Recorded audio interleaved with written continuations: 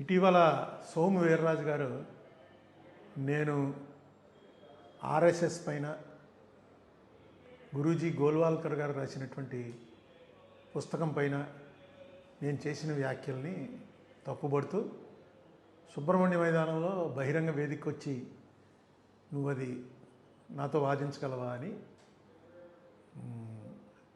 ఈ మధ్యనే చూశాను. కొంచెం లేట్ అయింది అది. ఆయన అని అప్పుడే 3 రోజులు అయినట్టుంది. ఇప్పుడే చూశాను. నేను ఆహ్వానిస్తున్నాను. ఎందుకంటే ఇటువంటి అవకాశం నాకు ఇచ్చిన వాళ్ళు అవుతారు వీర్రాజు గారు.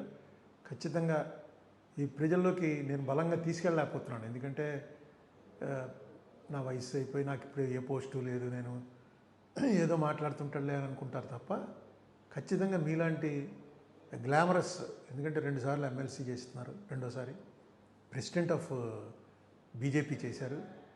అది కాకుండా ముందు నుంచి బీజేపీలో ఉన్నారు. తర్వాత వచ్చినటువంటి బీజేపీ వాళ్ళకి తెలియపోవచ్చు, కానీ మీరు ముందు నుంచి బీజేపీలో ఉన్న విషయం నాకు తెలుసు. సో మీకు ఖచ్చితంగా బీజేపీ మీద, ఆర్ఎస్ఎస్ మీద, గురూజీ గోల్వాల్కర్ మీద ఒక అవగాహన ఉంటుందని నేను నమ్ముతున్నాను. మనం ఇద్దరం వాదించడం అనేది ఇంట్రెస్ట్ ఆఫ్ ది నేషన్, చాలా మంచిది.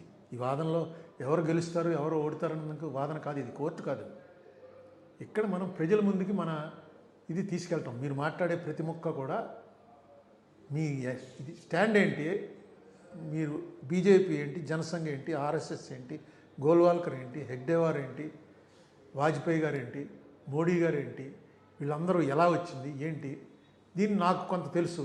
నాకు తెలియని ఏమన్నా ఉంటే మీరు కూడా చెప్తారు. కానీ అలాగే పాంచజన్యం అనేటువంటి బుక్ గురూజీ గోల్వాల్కర్ గారు రాసిన బంచ్ ఆఫ్ థాట్స్ అని, అది కూడా ఆయన మరాఠీలో రాస్తే ఇంగ్లీష్లో ట్రాన్స్లేట్ అయింది, ఇంగ్లీష్లోంచి తెలుగులో ట్రాన్స్లేట్ అయింది పాంచజన్యం. ఆ బుక్ చదివాకే నేను ఆర్ఎస్ఎస్ అంటే ఏంటో తెలుసుకుని దానిలోంచి బయటకు వచ్చేసాను. నాది రైటా తప్ప అని నేను అన్నాను, నాది రైటు మీది తప్పని అన్నాను. కానీ మన ఇద్దరం ఉండి దాని మీద మాట్లాడితే చూసే జనాలకు అర్థమవుతుంది ఏది కరెక్టు ఏది తప్పు. చచ్చా అరుణ్ కుమార్ ఎంత తప్పు మాట్లాడండి అనుకునే వాళ్ళు ఉంటారు, సోము వీర్రాజు గారు తప్పు మాట్లాడండి అనుకునే వాళ్ళు ఉంటారు. ఏం తప్పులేదు, కానీ కూర్చోవటం చాలా అవసరం, మాట్లాడటం చాలా అవసరం. సుబ్రహ్మణ్య మైదానంలో మీటింగ్ పెట్టేటువంటి ఓపిక నాకు ఇప్పుడు ప్రస్తుతం లేదు. ఎందుకంటే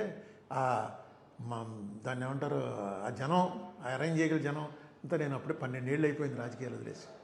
మీరు కనుక సుబ్రహ్మణ్య మైదానంలో మీటింగ్ అరేంజ్ చేస్తే నేను ఖచ్చితంగా వచ్చి పాల్గొంటాను. లేదు మనం ఎక్కడైనా ప్రెస్ క్లబ్లోనో లేకపోతే మా ఆఫీసులోనో కూర్చుని మీడియా అందరినీ పిలిచి దీని మీద చర్చిద్దాం. చర్చ అయితే ఖచ్చితంగా జరగాలి. మీరు ఇలా ముందు ఆ మాట అనడం